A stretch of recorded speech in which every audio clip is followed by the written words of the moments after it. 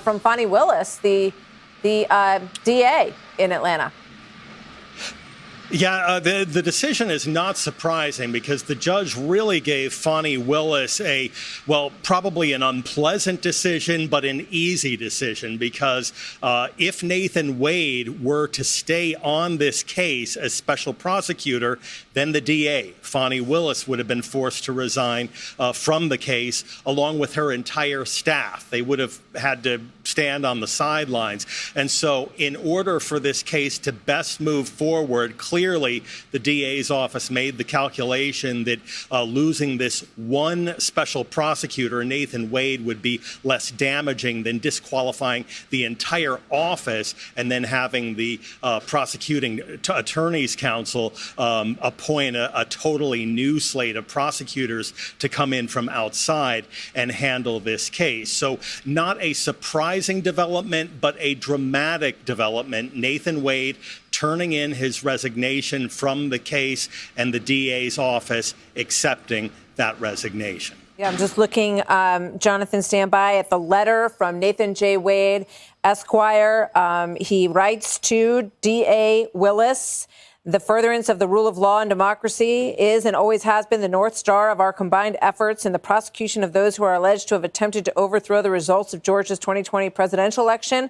Our team is dedicated to ensuring that a Fulton County jury in a Fulton County courtroom renders a true and just verdict in this case." He goes on to say, "I'm proud of the work." He says, basically, according to the judge's decision, I will resign immediately. I offer my resignation effectively as quickly as possible, I should say. "I'm proud of the work that our team has accomplished in investigating, indicting, and litigating this case, seeking justice for the people of Georgia and being part of the effort to ensure the rule of law."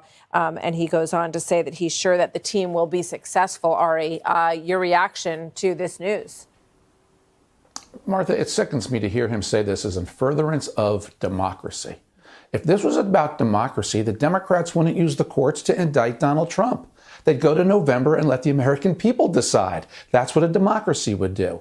But in America's bluest counties, Fulton County, Georgia, New York County, which is Manhattan in New York City, the bluest of bluest counties where the bluest of bluest prosecutors, who will never lose a re-election unless it's from the left, indict Donald Trump.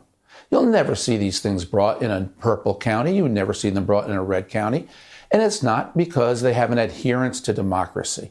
In the case of Georgia now with Nathan Wade, it's because the judge ordered him to break up with his girlfriend. The judge ordered his girlfriend to break up with him from a legal point of view.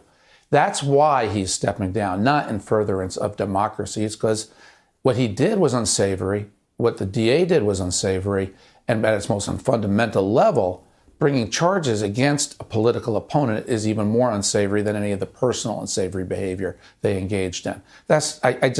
He wrote that in that letter, and it just rubs me the wrong way. Not about democracy.